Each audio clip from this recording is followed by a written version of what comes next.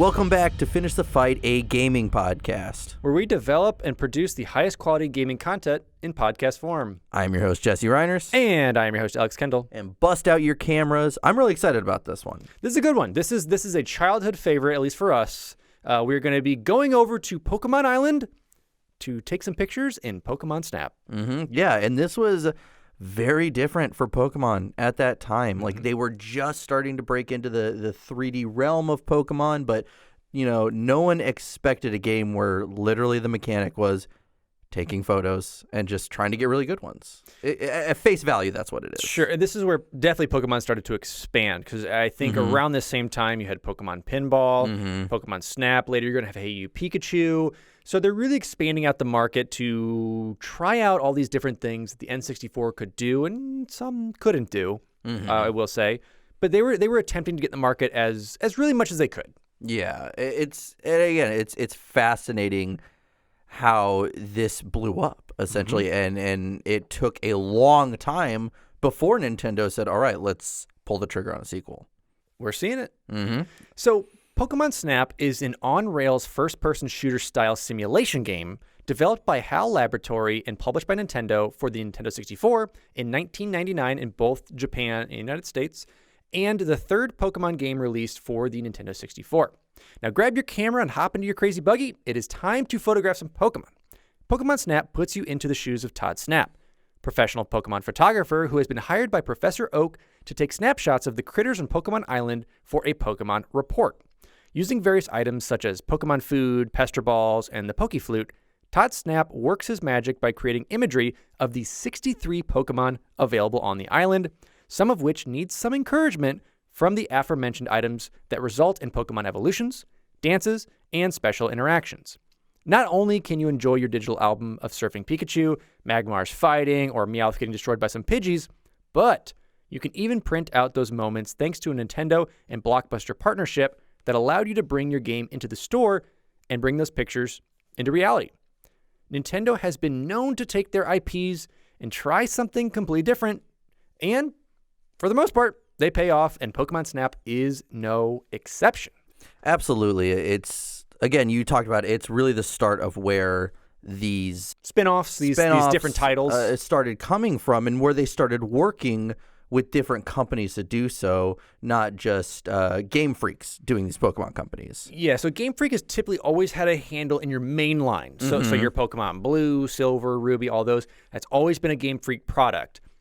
You now have HAL, who comes in, and if you guys don't know HAL, we'll talk a little bit about them, but you know them from if you've played Super Smash Bros., Kirby games. You always see that little dog with the eggs pop up, so you know what we're talking about.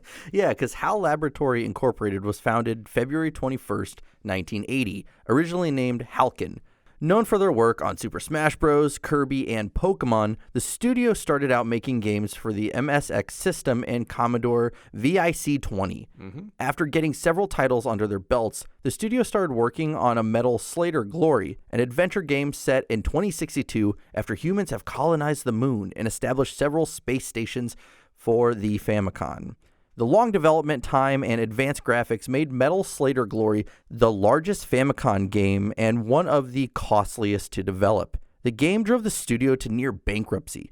Luckily, Nintendo stepped in and offered to pull the studio from financial brink, and with the condition that Satoru Iwata be made president of the company. Now with the studio back in action, they partnered with Nintendo to release Kirby's Dream Land for the Game Boy. This partnership with Nintendo would strengthen, releasing games for Nintendo such as Earthbound and Kirby's Dream Land 2 and 3. After these games, they were ready to work on Nintendo 64 titles. Though they started working on Simcopter 64, it would never see the light of day. They were now faced with working on a new game for the Nintendo 64 DD, or the disk drive. Yes, so remember, this was kind of a competitor to go after Sega, start going after Sony, to deliver even more power to the N64. And we saw the likes of Legend of Zelda, trying to get Donkey Kong on there, and a couple others that were going to be like their big breakout hits to get this peripheral system to work and to sell. Yeah, even Animal Crossing was supposed to be a 64 DD because it's an attachment that goes under the Nintendo 64 where then you have essentially it's a floppy disk, but they said it was a disk drive that you put in there. It had a real-time clock. It was supposed to have online capabilities. It was supposed to be this brand new piece of tech that ultimately didn't even sell well in Japan. So they shut it down.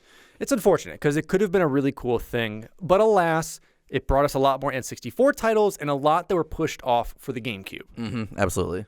Now let's talk about what it took to start the development of this game and who worked on it. Yes. Nintendo designer Shigeru Miyamoto, Nintendo president Hiroshi Yamauchi, and HAL Laboratory president Satoru Iwata all had a meeting discussing third-party developers. In the past, third-party devs were not too innovative with their games, rather going off of what was already successful for Nintendo. The three agreed that they would create a team that could create an innovative game. They would then put a print ad out to hire developers for this project. The ad stated that you didn't need to have previous game experience. You just had to apply. Over 550 applications were submitted, and 50 in-person interviews were conducted before about 10 to 12 developers were hired. Yeah, because this ad was basically, obviously you needed to have development skills, but they said, we don't really care if you've never been in video games. You've just made early websites or anything like that, or worked on certain hardware. That's fine. They said, we just want to create an innovative game. Yeah, we need somebody from basically outside of the industry, is kind of the thinking of it, to create something new. Because anything that you need to learn to do game dev, you've already kind of learned somewhere else, and we can help you build on that skill and create something new. So that was their thought process. They thought, just get a bunch of outsiders, a bunch of, new out of college hires, and we're going to be good to go. Not so much. A year before the release of the Nintendo 64, HAL Laboratories' new team started work on their game, possibly titled Jack and the Beanstalk. When we were looking into this, there might have been a mistranslation where really it was never called that, but people thought that because the team is called Jack and Beans. Led by Yaoichi Yamamoto, with Iwata and Miyamoto as producers on the project. The dedicated development team was known as Jack and Beans, as reference to the fairy tale, because they looked at it as these are the beans that Jack threw out, and it's going to make this big stalk, aka this amazing game. In an Iwata Asks on Nintendo.com, Iwata stated, quote, originally Pokemon Snap wasn't a Pokemon game, but rather a normal game in which you took photos. This made the motivation in the game rather unclear and left the studio to wonder what exactly the player would enjoy taking photos of. It also does not help that there was no real organization with the Jack and Beans team. There were not many clear leaders on the project, as many of the developers were brand new to development. Not only that, the difficulty of developing 3D titles for the Nintendo 64 was almost an insurmountable challenge for them to overcome. After 2 years, there was no end in sight on when the game would be complete, as they only had finished the photography concept of the game. Yeah, so think of this in the ways, and this is how I usually represent it to put it into terms of today. Think about Pokemon Go. With Niantic, that originally wasn't a Pokemon game either. I did not know that. So that was a game that was already pretty much established, that had you kind of going around these different areas and kind of doing what you're doing in Pokemon Snap, but it was kind of its own IP or its own idea they were working with. Yeah. And so as they developed this, they were able to go ahead and sell this out, and Game Freak was like, let's do it. Nintendo was like, let's do it. And it had a rocky start.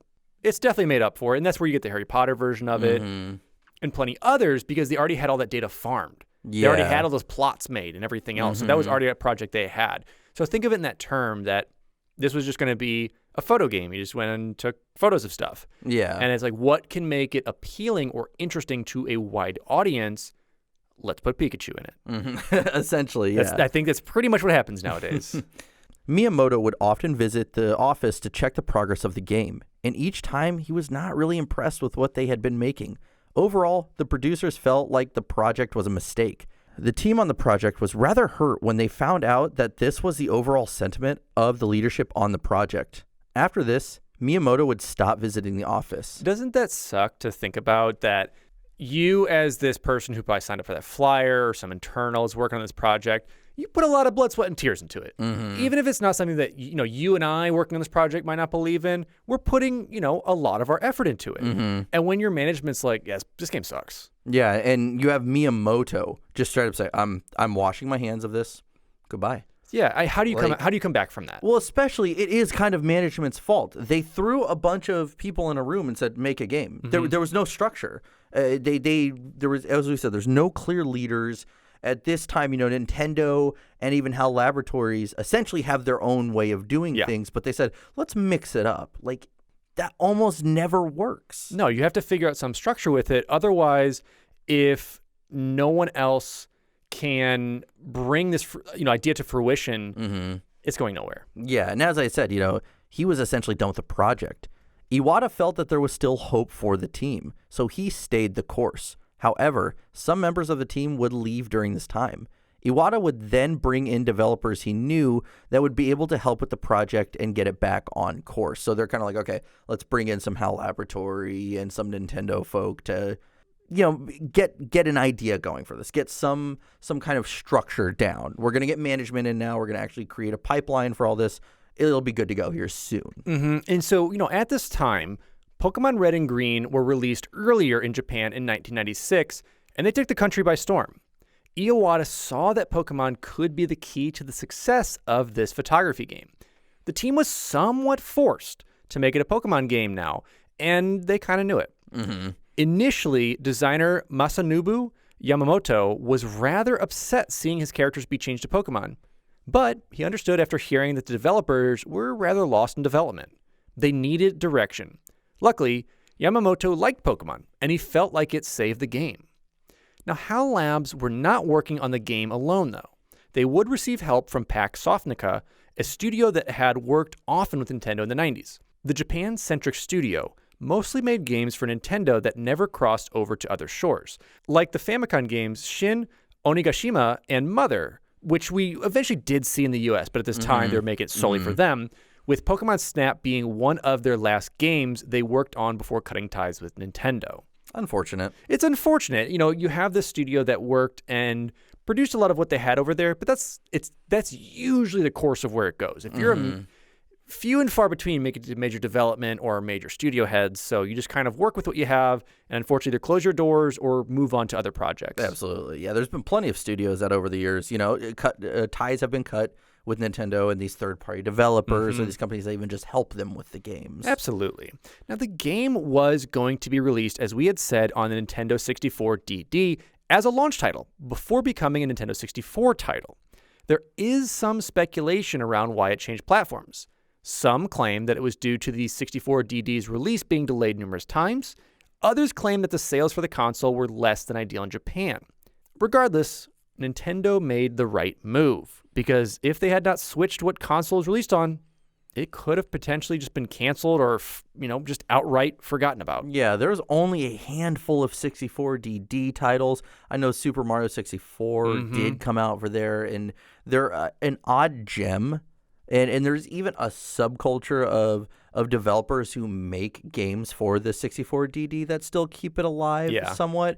It's super interesting that it was like 50 titles got moved to the Nintendo 64 or pushed off to the GameCube, I believe. A lot of them got pushed off to the GameCube just because they were getting developed middle, or I would say the last three-quarter life of the N64. So I think it was more so, okay, we're putting this new platform out that's going to be these little baby discs. So what's cuter, a cartridge or a baby disc? They chose baby disc. And of course, it changed the dynamic a lot of these games because that disc provided a lot more memory, and it cut it down like a third. It did. It allowed so much more, and it allowed for, in terms of polygons, we keep saying that in some of these episodes, let's just say sharpness. You don't have these blocky characters like you had in a lot of N64 games. You're now getting these smooth things you can get onto the GameCube. Yeah. So a lot of those changes were visual and just for developers to kind of redo everything. Yeah, but they did wrap up development finally with, luckily Iwata sticking through and saying, I'm going to see this through. I think that we can really do something with this project. And I think with him, that saved HAL. Yes. I mean, HAL, like I said, goes on to do Super Smash Bros. And future Super Smash Bros. Titles, as well as future Kirby titles and future other titles with Nintendo. So, this was kind of, in a way, a make or break. We don't know for sure. I can't go to all my multiverses and check it out. But in this universe, it worked. Yeah. And what I really loved about this game more than anything was the marketing. Because that was something you brought up with me. There was a few things I didn't know. And you were like, this is going to be like a pretty fun marketing episode. And you were not wrong. The game was first revealed to the world at the 1998 Space World Expo in Japan, originally advertised for the Nintendo 64 DD. It was going to fully use the new system's 38 megabytes of dynamic memory, allowing players to save high-res photos of the Pokemon. As we said, obviously didn't work out, but, it got moved to the 64. And what Nintendo did, at least in America, the U.S., in order to market this was pretty phenomenal. Yep. And we'll start with the Pokemon Summer Training Tour. Now, this 19-city tour allowed players ages 7 to 14 to face off against other Pokemon trainers with their copies of Pokemon Red and Blue in tournaments. At these events, attendees were also given a chance not only to try out Pokemon Pinball Game, but to also watch a demo of Pokemon Yellow and Pokemon Snap. The tour would go from Minneapolis to Milwaukee, Chicago, Kansas City, Missouri, Salt Lake City, Portland, San Francisco, Sacramento, Los Angeles, San Diego, Indianapolis, Cincinnati, Detroit, Memphis, Dallas, Jacksonville, Charlotte, Bethesda, Maryland, and New York and New Jersey. So honestly, an actual full U.S. tour. Typically, they'll stay either coastal with it or in like the east or the west. They'll do separate small regions, essentially, or regional tours, not an actual tour like this. And I miss events like this. We need it back soon, very soon. Not right now, but soon. Next up is I think what really drew people to Pokemon Snap, what I think has kept it alive and was kept Alex on eBay up late at night trying to bring back his childhood, and that is the Snap and Print stations. So Pokemon Snap players could bring their Pokemon Snap cartridges to any participating Blockbuster store in the U.S., in Japan at the Japanese convenience store Lawson, or in Australia at participating Toys R Us locations. There, they could print a sheet containing 16 stamp-sized stickers of their favorite snapshots. Costing only $3, the images could be purchased and printed by loading credits on one of 5 cards that features Bulbasaur, Charmander, Squirtle, Pikachu, or Jigglypuff. This promotion originally lasted from May 1999 to Thanksgiving 1999, but Nintendo extended it due to its popularity. And it was a staple. If you had a Blockbuster or something near you, and you went in there and you saw that station, because they actually had 2 stations. For some, if you were a ritzy Blockbuster, Alex knew where to go. I knew where to go, because not only that, there was a Pokemon Stadium one as well. Oh, really? Pokemon Stadium had a photo mode. It was I don't remember. No one really used it, but I don't remember this. Neither did I, until I was like looking through some of my stuff, and I was going through my cartridges, and there is one there, and I double checked. I was like, "What is this?" Interesting. It is there, and they had 2 different booths. And the only way you knew was the graphics on the outside. It would be a Snap station or a Pokemon Stadium station, which blew my mind. I'm like, that's fantastic. I absolutely love that. And so how one would get those stickers, like I said, was rather an interesting process. There would be a station or stations set up in the respective store where you could go in at any time when the store's open and print the stickers yourself. 3 a.m., I feel like printing some stickers. Hey, listen, when you got to print, you got to print. These stations were made by HAL Laboratories System Development Division. So they were the ones that was also kind of helping with the N64 DD. So they were still partnering with that. And this is kind of the experimental division of it. Yeah. There was even a playable demo of the game present at these stations. If you had any trouble finding the nearest Blockbuster, you could call a phone number provided by Nintendo in Pokemon Snap's manual that would give you the location that was closest to you. Imagine being like, what do you do for a living? I take phone calls and tell people where to go and print off Pokemon Snap stickers. Dude, if you want to, listen, let me tell you. If you want to know a good customer service, it's Nintendo's. Really? Let me harken you back a little bit, and I'll tell you about this, because these people are fantastic. I had an issue with, I had 2 3DSs One broke, but I couldn't get my purchase over. They were the coolest ever. They gave me a free code. They were asking what I liked about Fire Emblem at the time because she was playing Fire Emblem. We had a cool conversation. So Nintendo has the best customer service. I might call them one day. Be like, "What's your issue?" Be like, "I'm lonely." Talk to What's up? me. I'm just playing me some Pikmin right now. What do you got going on, Jesse? Nintendo saw how popular this had become, so they ran the Take Your Best Shot contest with print and commercial ads. This allowed fans to mail in their Pokemon stickers to Nintendo. The winner would have an all-expenses-paid trip to Australia for a family of 4. Needless to say, there were lines of fans outside of Blockbusters around the country, waiting to print their best shots. Kevin L. from Colorado won the prize. 5 participants won a digital camera and $100, and 100 participants won a yellow Game Boy Color with Pokemon Yellow. I wish I had done this as a kid. I want more interactive marketing like this. Marketing a lot of times for video games nowadays, you're going to get something cool in-game when you pre-order it. Yeah. There's no something like this. Well, I think, too, you rely on streamers now. You rely on word of mouth a lot more, and more of these showcases where people can share a video that costs you nothing as a developer. But this type of stuff, I just love. It's so cool. I mean, that's a big expense. Making those stations. Yeah. Like a literal station where you go in, you plug your cartridge in, which I guess it's just a modified N64 yes, that they so have. actually, I can tell you about that, too, because I looked that up. It is a modified N64 that has basically almost a prototype DD in it that was like modified the system to be able to work and function to play games, but also function as a printer. So it can kind of tell several things in there what to do. Now, don't these go for like a couple thousand at this point? If they like pop up. If they're still up there somewhere and they work. You occasionally see a Reddit post where someone's like, drove 1,000 miles, went and got this. Where do you live? Because I'll drive 1,000 miles right now. And finally, there is a novelization of Pokemon Snap that was adapted into a novel for Pathways to Adventure series in 1999. I didn't know about that. You know who owned that? Who? This guy. That's how you knew about it. I looked it up and I was like, what was that again? And I saw the cover. Immediately when I saw the cover, I went, I own those books. I know exactly what those books were. Yeah, so it was the novelization of it. So it's kind of like when you were getting video game books, like you know, in Halo or Gears of War or Mass Effect or any of those. It's that exact thing. It's just a novelization of a mix of the anime and the games, but together in a book. So he snuck up on the Pokemon.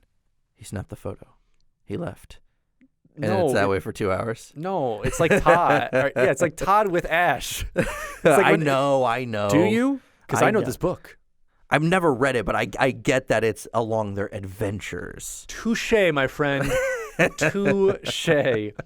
Well, now that we're done with that and Jesse has not had a great childhood, let's talk about gameplay. What is Pokemon Snap? If some of you are too young or have never played this, I'll give you a rundown of what this Pokemon picture game is. In Pokemon Snap, the famous Pokemon researcher Professor Oak is studying Pokemon on Pokemon Island. You know, it's what you name it. I'm going to go study bears on Bear Island, as one would. So he invites Todd Snap, a talented young photographer, to assist in his research. The only current inhabitants of Pokemon Island are wild Pokemon, making it the perfect place to study Pokemon in their natural habitat.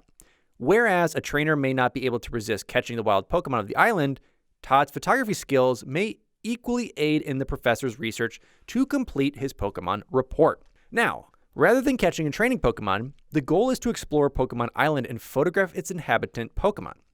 Travel is restricted to tracks designed for the 0-1, and Todd's equipment includes his camera, which takes up to 60 photos per trip, apple-shaped Pokemon food, pester balls to knock out or stun Pokemon, and a Poke-Flute to wake sleeping Pokemon.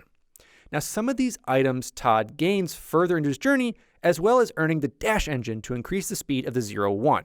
So the 0-1, if you just look at a photo of it, it's like a 3-wheeled tracked orb egg-looking car. It's got like the top half is a circular, it's almost like a roll cage. Well, it's kind of like what you see a lot of the designs in anime vehicles like that. I think in the 90s. Put it this way: imagine an Easter basket with the handle on top. That's the 0-1. That's exactly it. Just color it yellow. After each adventure into one of the 7 levels, you meet back at Professor Oak's lab to discuss your score and how well you captured the Pokemon on your route. Scoring takes into account various aspects of the pictures, such as the Pokemon's size, its pose, and keeping the Pokemon in frame. Extra points are awarded for capturing a special pose or Pokemon, such as a surfing Pikachu, and if there are multiples of the same Pokemon within that frame. Scoring well in the Pokemon report and photographing a wide variety of Pokemon is required to make progress in the game.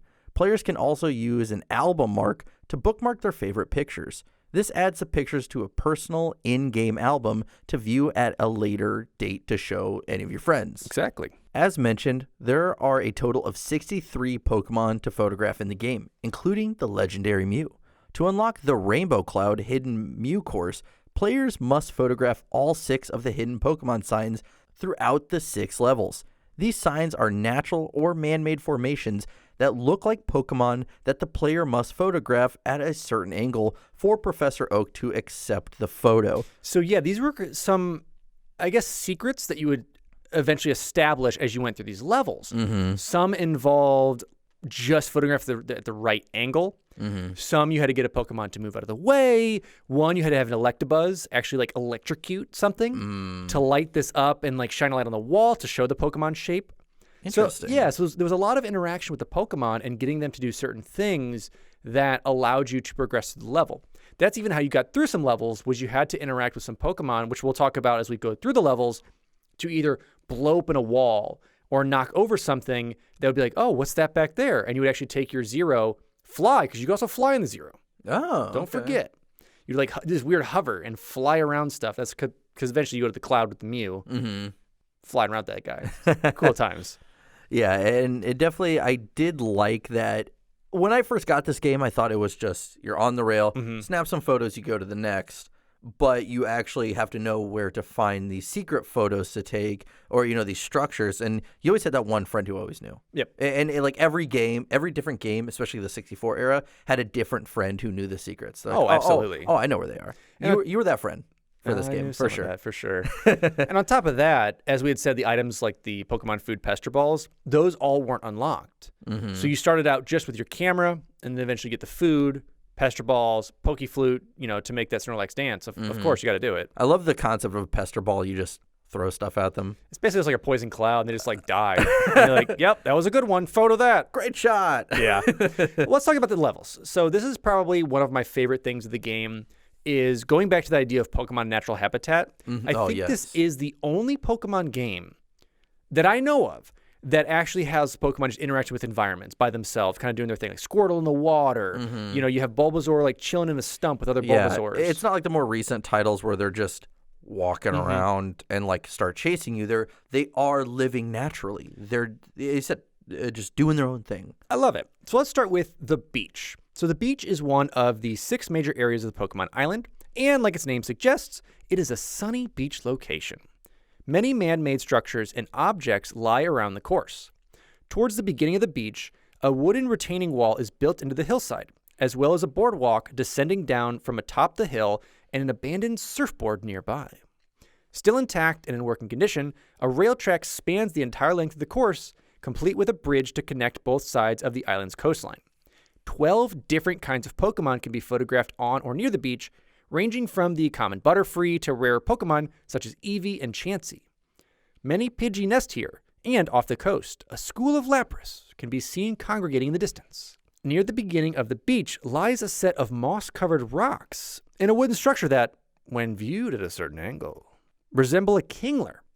Professor Oak names this Pokemon sign Kingler Rock. Real original, Oak. Hashtag detailed walkthrough for you right there. Haven't had one of those in a minute. Yeah, I do love when you see those Lapras. I remember fondly as a kid seeing that, and it is like a new experience with Pokemon. It's awesome. It's beautiful. Because there's like a light bit of mist out there, and as they get closer, that mist goes away with it. So you get this Lapras.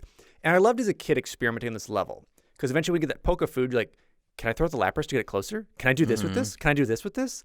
So you just start pegging everybody with food. You just start pegging everybody. You're like, all right, come on, get closer. Yeah. Get closer. And then they don't, and you're like, whatever, and you poison them. And the best part of this level, too, is the intro. You're like, oh, Butterfree, that's kind of cool looking. And that walkway I was talking about, Duo just comes sprinting down it, like right in front of your car. And it's the first kind of thing that you get interacted with. Yeah. Like just wild Pokemon coming across. And I think that, too, for me, is a really cool intro to the game showing they're just everywhere. Yeah, well, Nintendo did advertise the 01 as like one of the Jeeps or vehicles from Jurassic Park. Mm-hmm. So maybe they're trying to give that feel in a way. I was just waiting for the Tyrannosaurus Rex the whole time. Oh, you do get one later. You just got to launch that Charmeleon.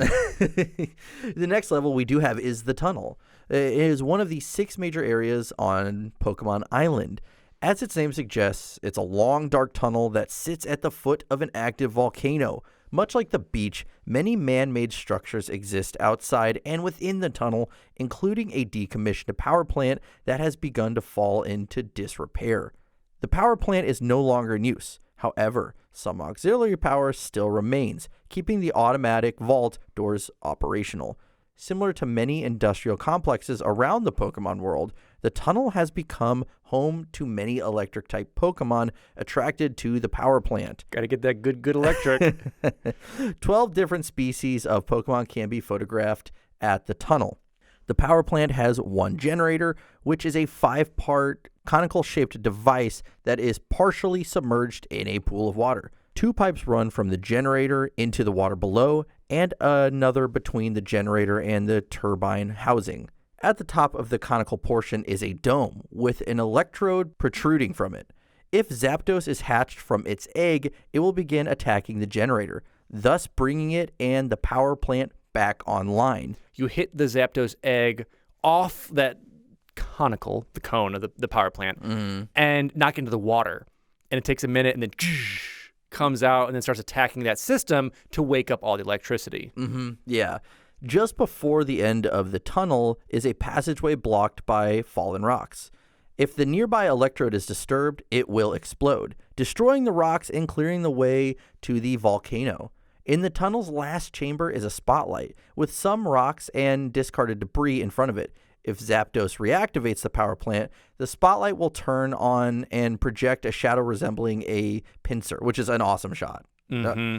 Professor Oak names this Pokemon sign the Pincer Shadow. Hashtag detailed walkthrough. Do you really need to name it? You're just describing it. All right, here's the thing. I'm going to go out there looking for this. What am I looking for? Am I looking for a pincer cactus? Am I looking for a pincer rock? No, I'm looking for a pincer shadow. And now we know. Next up, we have that volcano. And as I had said, this is one of many levels that you get for opening up a new area or messing with a Pokemon to unlock that new area. Yes. It forces you to work with that environment instead of just kind of lazily snapping. I was just trying to lazily snap. It happens. So the volcano, as the name suggests, is an active volcano. So, the volcano is a volcano. It is inhabited primarily by fire-type Pokemon. 10 Pokemon species can be photographed in the area. A small, murky pond is home to Magikarp, the only non-fire-type Pokemon that can be found on the course. The Magmar in the area are very territorial and can be witnessed infighting and competing with each other and other Pokemon. So you can actually cause this. You get them closer with apples, or the Pokemon food. They look like apples. And when they get too close to each other, one will breathe fire on the other one, and whichever one breathes first knocks the other one out. And you actually get a photo for it's like champion Magmar or Magmar winner, and you get bonus points for doing that. For just having him kill another Pokemon. Just disturbing the peace. Disturbing the peace. In contrast, the local Charmanders stay in a close-knit pack, which again is adorable. Little cuties. So they're up on this ridge with these little volcanic little spires. And as you start to throw fruit, a Charmander will come and look at it, and it starts yelling char char. I'm not gonna do the voice. You guys can just put it in post, Jesse. And as he's yelling char char like that, more Charmanders start coming. It's this whole posse. They start yelling at you for more food, and it's so goofy, and I absolutely love it. And now, at the beginning of the volcano is a volcanic eruption that is surrounded by a lava pit. If a Pester Ball is thrown into its crater, it will emit a thick cloud of purple smoke, resembling a coughing. Professor Oak names this Pokemon sign Coughing Smoke. Hashtag detailed walkthrough. And this is also where we get to see Moltres. And Moltres is, the egg is sitting by the Magmar, and so you'll want to Pester Ball it into the lava. Yeah. Slowly sinks, very much like Zapdos does, and arises like a phoenix. Amazing. And flies away, and you actually see it a couple times as you journey through. That's awesome. Yeah, and the final Pokemon evolution or ones that I remember, because I'm just going off of like Alex playing through this 3,000 times as a kid, is right at the end when you get to, I forgot to mention this too, to end the level, it's just a random warp gate. Oh, yeah. You just like go in and you're back. Yeah, you enter a warp gate and you're back. But before you get into your warp gate or the end of the level, there's this Charmeleon that's just running around a crater. You got to knock him in, right? Yep, you got to pester ball him in. He goes, brrr, and then he falls in, and then out comes Charizard. So you make the full evolution. You get this Charizard that's like spewing lava around and like yelling at you. He's a little upset. I mean, he is. He didn't want to start that. He was worried about evolving, and you forced the process on him. Exactly. You're disturbing this nature. Rude. But the next level we have is the river, which is a gently flowing river that runs alongside a forest. Much of it is eclipsed by the thick canopies of the nearby trees, where Metapod may be found attached to their branches. 12 different species of Pokemon can be photographed around or within the river, including rarities such as Bulbasaur and Porygon. Schools of Shelter and Cloyster are very abundant within these waters and may be seen casually rising up and floating in the air for several seconds at a time. Signs on the riverbanks indicate where Shelter may be found. Near the end of the course is a button on the riverbank. A Porygon camouflaged nearby, when disturbed with a Pester Ball, will land on the button and open the way to the next course, the cave. Yeah, I believe it hits that button, and then it shifts open these kind of like dam doors that open up, and you just fly into there because you're like, well, I love that you stay on the track this whole time, and you go, new area. You're like Jetson over. You're like, I can fly this whole time. I might as well just go over there. Why am I not literally anywhere else? Yeah. A Vileplume sleeps midway through this course, emitting a noxious cloud as it slumbers. When it is woken with the Pokeflute, the cloud's dissipation reveals a tree resembling a Cubone. And what was that one called, Jesse? I believe Professor Oak names this sign Cubone Tree. There we go. That's a hashtag beautiful detailed walkthrough right there. Yeah, and let's go back to the level, because this is, I will say this, Pokemon nerd fact for you. Give it to me. This is the only game where Slowpoke canonically evolves into Slowbro. He puts his tail into the river, and a Shelder bites it, and the two evolve together to make Slowbro. Okay. Only Pokemon game to ever do it. Okay. You heard it here. Interesting. But yeah, so that's one that you cause. You can also mess around with the Bulbasaurs. You can just smash the Metapods with apples. I mean, there's like, Metapod, please don't, Metapod. Kill me. Yeah, so you have those. You have, I love this level. All these levels too, I know we're going to have like Cave and this thing and Power Plant. They're all similar in a way, and some of the structures look similar, but they're all so unique. The Pokemon that are there, but just the different environments are so cool and such a new concept. It's almost a puzzle game in its way too. Yeah. Of like trying to figure out what are the perfect evolutions. How do you get, Pikachu to stand on the surfboard? Everybody loves food. Throw some food. And how do you get those type of interactions? It's just playing through the levels, figuring it out. And, kids, we didn't really have too much internet back then. So a lot of it was just trial and error, your friend who knew it. Yes. Like, I threw a Pester Ball at this thing and it did this. Absolutely. And so that was such a fun time. And so I'll continue on and gush about everyone, because next up we have the cave. And obviously, it's a dark cave accessed via the nearby river. The cave is home to many nocturnal and poison Pokemon. 13 different kinds of Pokemon may be photographed within the cave at any given time. Although Pester Balls will reveal the cave's Bulbasaur to actually be a Ditto. What a jerk. In disguise. What a freaking jerk. I love it. And I love Ditto when he's a different Pokemon because he's still got his black beady eyes. Oh, not in Pokemon Go. They deceive you. Well, that's not a real game. That is a great game. That is Jesse's fake Pokemon game. But in real ones, he's got little pookie eyes, and it's great. Hordes of Zubat can be seen and heard chirping and fluttering about, while the local Jigglypuff are pestered by the coughing. It's like this weird Jigglypuff floating through the sky as like coughing chases it, and then you can save it by hitting the coughing with Pester Balls, and then eventually at the end of the level, it's Jigglypuff singing and having a concert. Bizarre. It's the best. Towards the back of the cave's third chamber, several large crystals twinkle in the darkness like stars. If photographed, the developed photos show a mysterious and ghostly aura around the crystals that resembles Mewtwo. Professor Oak names this Pokemon sign Mewtwo constellation. See, that one's a little more original. It's a little bit more like it's twinkly stars. Yeah. But it is. And this cave is really cool because as you start to progress further, there's all these stalactite, stalagmite crystals that are just like shining, beautiful, super cool.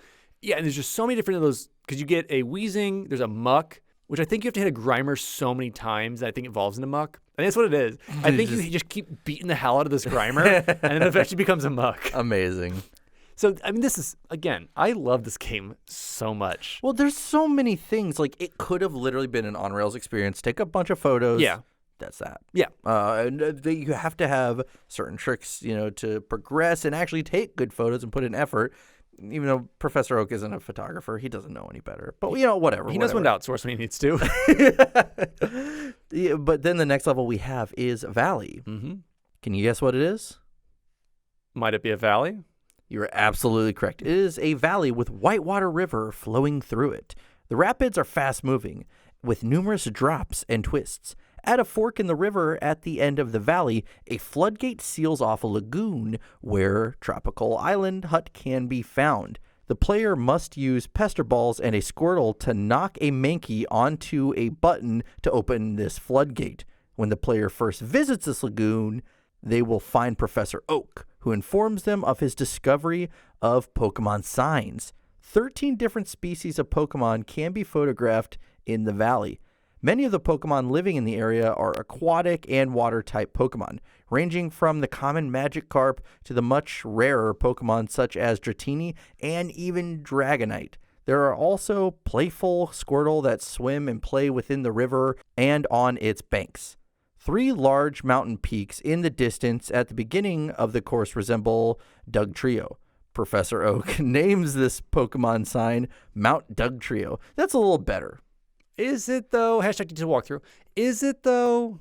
Yeah, you're right. Because I was thinking he could call it Mountain Dugtrio, but I mean, it is Mountain Dugtrio, but... Mountain... Yeah, also, I will say, so this is where you can now see the Pokemon signs. So before you could see them, and it was always mysterious. He's like, I don't know what these are. And then when you eventually get that hut, that's where like the second quote-unquote playthrough of the game starts. Because then you can go back through the levels to get these and unlock these bits. That's why the Dugtrio is so obvious. You don't have to do anything. You just look at it and photograph it. Yeah. That's when Professor Oak's like, oh, cool, a mountain.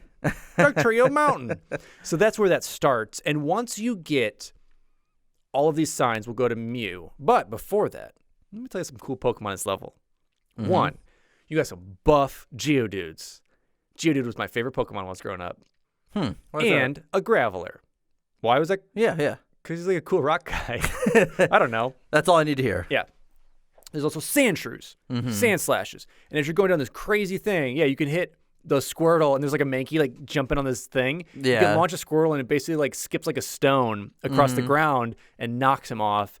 This is also where we get to see Gyarados. Yeah, because you got to knock a Magikarp in the waterfall. Into the waterfall. Right? Yeah. Knock a Magikarp, because he's had enough. He's been at the volcano. He's been everywhere. He's had enough of his life. He needs to be a big boy now. Yeah, and I love Gyarados typically throughout a lot of these, early Pokemon. The series and the games is like still a big deal. Like he's essentially a dragon, based off of That's what it is. Yeah, Chinese lore, to kind of look like those dragons. It's awesome. Yeah, and it's such a cool way to do these things. You've had Magikarp the whole time, and you've just kind of like hit them or photograph them, but you finally get the payoff of a Gyarados. So many cool things with this, and once as I have said, once you've talked to Professor Oak and he's like, those things look like Pokemon, and you go back and photograph all the signs, you then unlock Rainbow Cloud. Yes. So this is the 7th and a secret level above Pokemon Island. It is a large rainbow-colored cloud above the island, similar to the Rainbow Road in Mario Kart. Atop it, all the stars and constellations can be seen clearly. In Pokemon Snap, after taking pictures of all 6 Pokemon signs, as I had said, you now get to go here. Professor Oak will realize the connection between them, and he will see all those Pokemon constellations within that rainbow cloud. So as you're going through it, all those ones you photographed, for some reason, are also constellations. Yeah. So the Mewtwo constellation is a constellation. They just went with it. So he believes that this is a message on where the player should go next. The player will be sent up into this cloud to find the rarest Pokemon on the island. And this is actually a challenging thing. So this is where we find Mew. Yes. And like I said, this is very much like Rainbow Road because you have these constellations going by, all this rainbow action happening, and it's very soft Mew music and just a Mew Mew occasionally. But to photograph Mew, it's in this protective ball. Yeah. So you have to hit it with pester balls to like break it and then photograph it. And it's going by pretty quick. It's zooming like left and right and coming towards the player. So it's a difficult hit. Yeah. But you can get it. Yeah, and that's overall like what the game is leading up to is essentially getting that photo of Mew. And something like a fun fact for everyone is that they brought in the voice actors from the anime to do Professor Oak, but the Pokemon as well. Yes. So all the Charmanders, the voice actors they had making the Char voices, it's the same ones. I love it because when you hear "Welcome back," yeah, it's literally him. You were close. Nice one. You sound almost exactly like him. With a cold. Professor Oak with a cold. I'm just Professor Stick. Unfortunate. But let's go. I mean, that was it. So that wraps up the levels. However, I'm assuming a lot of this was with the DD release, the Double D. But we got some cut material to talk about that didn't make into this game. And we only know a little bit about it. I will say one from the composer, actually. Yes. And some of it just from a couple different leaked release things. Yeah, because there's 2 levels that were cut. The first one is the Safari level that contained Meowths, Pikachus, and an Awake Snorlax, and even Ekans. But Ekans was cut and from the game overall. And Ekans would have been the 64th Pokemon in the game. So it's like it's a Nintendo 64 game with 63 Pokemon. They attempted it, but yeah, they didn't really speculate on anything more. But from data mining and a couple other different things they had talked about and early release things, Ekans was going to be in there. And so unfortunately, with the level being cut, no Ekans for us. And the next level is the horror level. This is speculation based off of an unused song in the soundtrack. Since there were only 3 ghost Pokemon at the time of development, it's unclear if there was truly going to be like this horror haunted level. But we just don't know because going back to the composer, she actually on her personal site, which you can view in the Wayback Machine, posted this track and this next one we'll talk about that were like this haunted house horror spooky theme. And when people dug it up, like whoa, you're dropping a big bombshell on us here. Yeah, because it was like, oh, this is for like the horror level essentially, and everyone's like, what? And then she's like, I've said too much, and then ran away. And finally, we do have a horror boss or a boss battle of some sort. This, again, is speculation based off of an unused horror boss battle theme that was, not present in the game. So they were thinking it might have been like a mid-game thing like Mew. Gengar battle. That would have been cool. Well, kind of like the same thing, though. This is speculation, but there are, those 2 tracks that were cut, and they're very apparent what they were going to be for.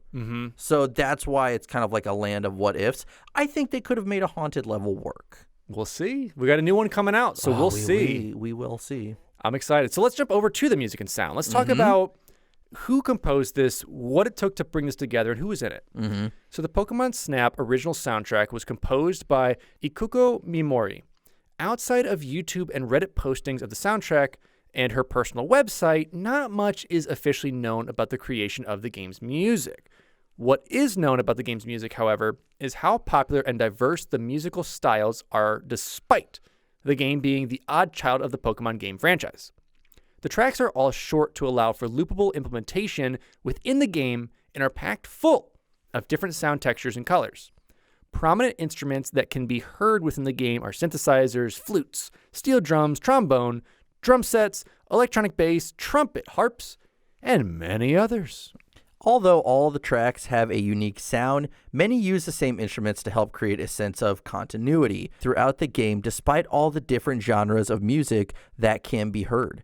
Bossa nova, funk, rock, polka, reggae, jazz fusion, Latin, calypso, chiptune, and even old classical forms can be heard despite some of the instruments' implementation being rather untraditional. And I will say these older Nintendo 64 games, the composers went all out with a lot of things. It was really cool to hear a lot of different genres just make its way in. Absolutely, and it fit the styles. That was the thing. It fit the levels. And even though, as we had said, they were shorter tracks to be looped, because it's just kind of a background noise, it made it.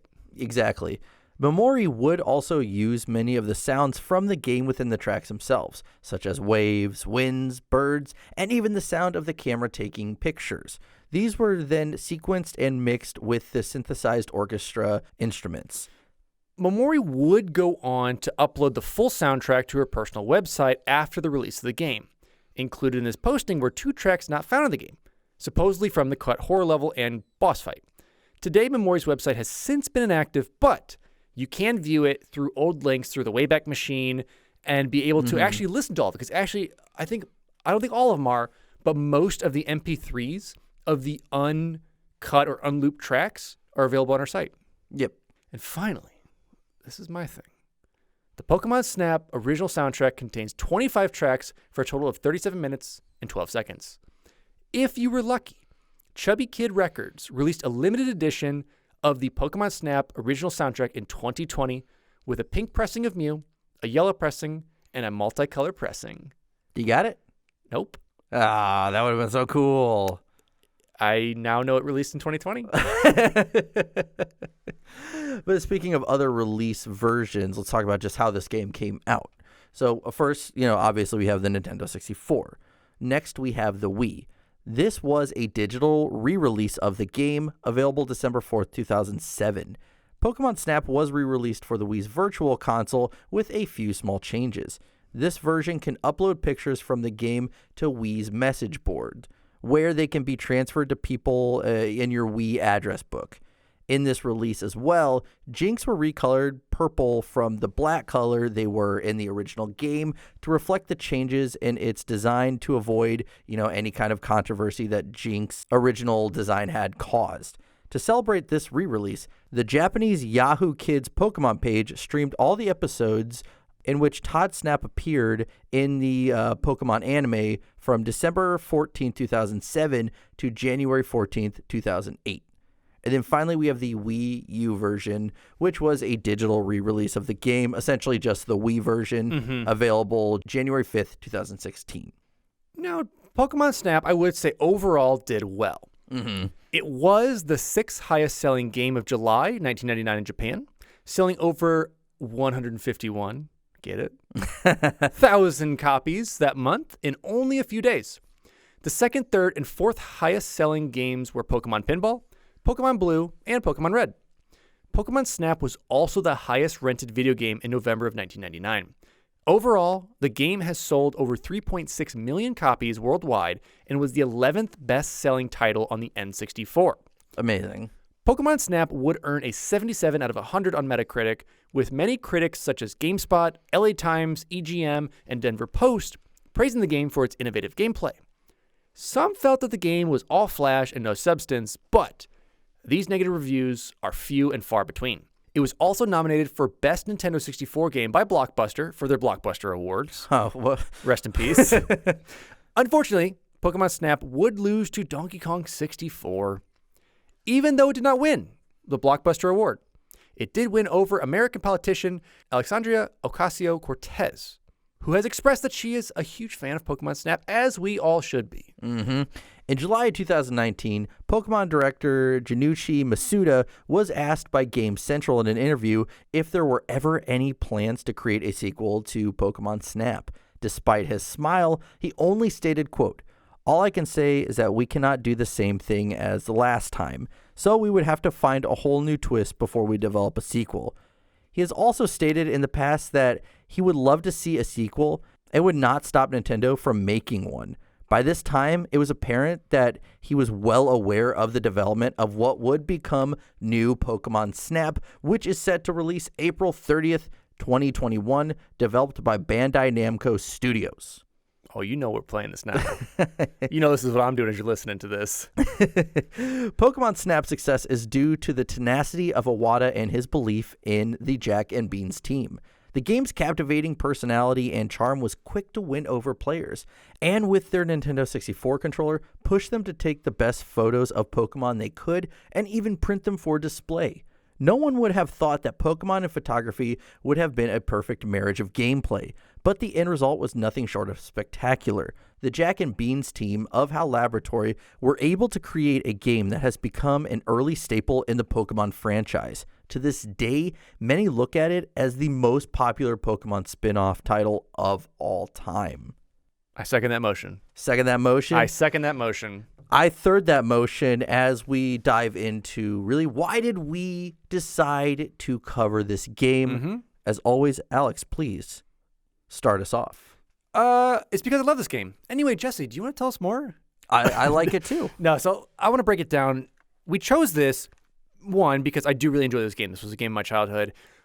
But I chose it because of the innovation and what it took to get it off the chopping block. It was a game that shouldn't have happened, or if it did happen in its current Jack and Bean state that it was in, it would have been either a flop or a no-name type idea. Yes. It would have been some random Nintendo title that no one cared about. It was maybe fun in the moment, but that's it. This kept that legacy going that, in my opinion, gave us Pokemon Go, that gave us different styles of Pokemon games or different styles of games in general from Nintendo that advanced and pushed the ideas or the comfort zones. No matter what you think of Nintendo's hardware or games, they're typically the first to always push you out of your comfort zone. They were one of the first for a console to use a microphone to influence a game. They were one of the first to use motion controls. They were one of the first to establish some handheld ideas that were profitable and worked really well. Yes. You still had Sega. You had plenty of others that were working in that same realm, but Nintendo just got it right. Right place, right time, right IPs. And to use Pokemon with this and give you a really cool tie-in as well with the anime. Like, you got to be Todd, this guy in the anime who pops in a couple episodes, but at least is a cool tie-in for it. So for this, if we're just going to say face value, I really wanted to do this because of the innovative changes with it and what it did to allow Pokemon to expand out to try something out. Like Pokemon Mystery Dungeon, I think is not an offshoot from this, but it can thank Pokemon Snap for bringing the audience weird Pokemon games that are outside of the main line. Absolutely. Yeah, I mean, for me, this is a game that the biggest selling point for me, it wasn't so much the photography, it was being able to experience Pokemon in the wild, in their natural habitat. That's something we didn't get before. You walked around, as this little pixel character on your Game Boy, and then a Pokemon showed up. And you were always wondering, what were they doing? We kind of saw that in the anime, but it was still typically Ash just showed up and just ruined all the fun. Yeah. What we wanted to see is how they truly interacted with one another, what they were doing, what kind of Pokemon were really hanging out with one another. Again, we didn't see that in the anime. It's just like, here's a bunch of different, it's metapods. Like a flock of whatever was together. It's not seeing how they interact and, going to an old power plant where, you have the Pokemon interact with you and the environment itself to get all those legendary birds. I think it's nothing short of one of the most important Pokemon spin-offs, simply because, as you said, it allowed mainly Nintendo and Game Freak and that Pokemon company to really be experimental with the ideas. They had to. I mean, look at even the marketing that went with it. We haven't really seen another thing like this. No, I want to, and it's unfortunate, due to COVID, there's no way that, something like a Pokemon Station 2, or a print station is ever going to happen. We don't know. But this was really where a lot of the marketing wasn't just, as we had talked about in, a Facebook ad or an Instagram ad or a video you put out or something like that, or send this copy off to streamers. It's rather trying to get something in front of people's faces that is even just beyond, because, at the time, a TV commercial or a magazine ad in Nintendo Power. Let's let everyone know that they, need to go to Blockbuster, because we partnered with them, in order to get them to just print these stickers out. Like, that, to me, is such an innovative thing, and it was such a big deal. And such a huge thing in cross-marketing, becoming one of the best rented games of all time. Yes. I wonder why. I wonder why you're renting the game for the station to print out pictures from this game that you can rent from Blockbuster right here. Yes. So it's such a neat not platform, but cross-marketing between two different brands that don't really do the same type of thing. It's absolutely genius. It's absolutely genius because, at the time, for some of our listeners, when this was, you're too young or weren't even born yet, those Friday nights where you went to BB. That or we never had a Blockbuster around. It was Family Video and Movie Gallery for me. But that experience of going and either renting a game or renting movies, anything like that, getting some snacks and experiencing these games. And I remember one of my friends owned this game, and it was an experience to see Mew for that first time. It was, because this was really one of the first real also inversion Mews we get that we're supposed to get, I guess you would say. Yeah, and it's just an experience, and you can see the influence of from Rainbow Road, from Mario Kart. It's all there. You can't deny Iwata really could have walked away. Yeah. And they just, maybe these people would have been out of jobs. Miyamoto walked away because he's like, I'm washing my hands of this. Luckily, they were able to come together and make this project something amazing. And it's definitely a story I didn't expect going into this. It's okay, especially some of these early Nintendo games, it's they made the game. Yeah. That's that. But seeing how it was almost at the breaking point of collapsing, and yet we ended up getting Pokemon Snap, and now we are getting new Pokemon Snap. That's literally the title, because I was confused at first. I was like, it's not called Pokemon Snap 2? But I digress. Either way, it is an awesome game that was innovative, if you think about it, because really, at the end of the day, it wasn't, let's make a Pokemon game about taking photos. It's, we have a photography game. Let's put Pokemon in it. Yeah. And it's kind of like chocolate and peanut butter. It works. For some people. Unless you're allergic, then don't do that. But for all the rest of us, delicious. Yeah, sorry, folks. Some of you can't have Reese's. But anyways, I think it's absolutely a staple. If you haven't played it, you're probably going to get a lot of that same. You got time. You're going to get the same thing from the new Pokemon Snap. Either way, it's a treasure through and through. What would you give it? What would I give this game? 7 or an 8. Solid. So 7.5? 7 or an 8. I can't tell yet. So that's 7.5? I don't want to average it yet. Because maybe tomorrow I'll be like, you know what? I'm settling on 7, or I'm settling on an 8. Jesse gives it a 7.5. Once again, let's get back to this. The dumbest system to rate this ever. He's just like, I don't know, maybe this or maybe that. Who knows? I didn't say I don't know. Mine's concrete. You want to know what mine is? First, let's start with Vileplume. Let's go back to Vileplume. That nasty fart Pokemon. Yeah.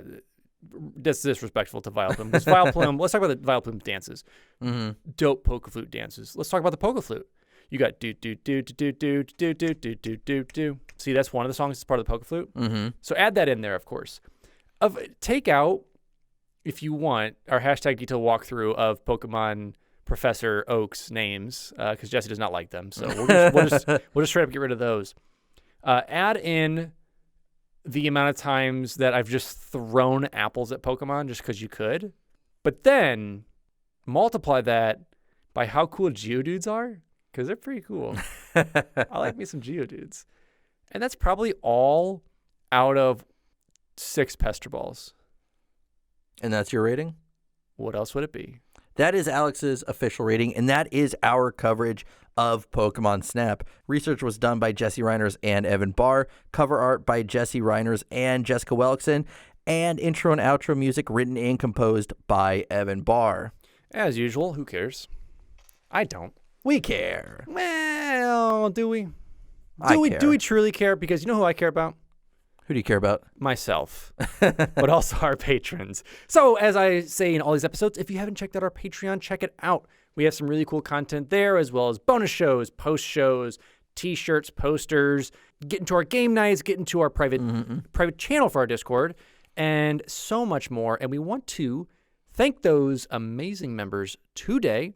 And let's start with Taqtix, Sky the Bear, AngryCanadien, Grant Dillon, Mr. Chofe, Cowyn Fong-Feliciano, Alex Harper, Dilfix, Nick Heimann, Richard Scanland, McChief, Big PapaSemechki, Nathan Vandervort, ClimbingSpork, Mr. 1898, William Kroll, and Cameron Collier. So thank you guys so much for the support, and if you haven't, check it out.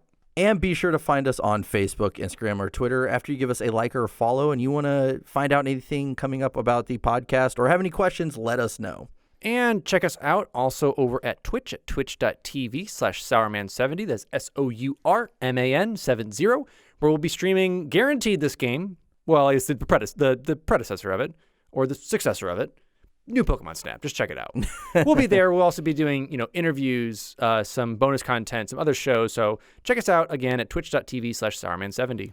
Be sure to give us a starred or written review on your favorite podcast platform. We would appreciate that in the long run. But that was our coverage of Pokemon Snap. Did you play that game when you were younger? Are you going to check out the game after you heard this episode? Are you going to play new Pokemon Snap? Let us know.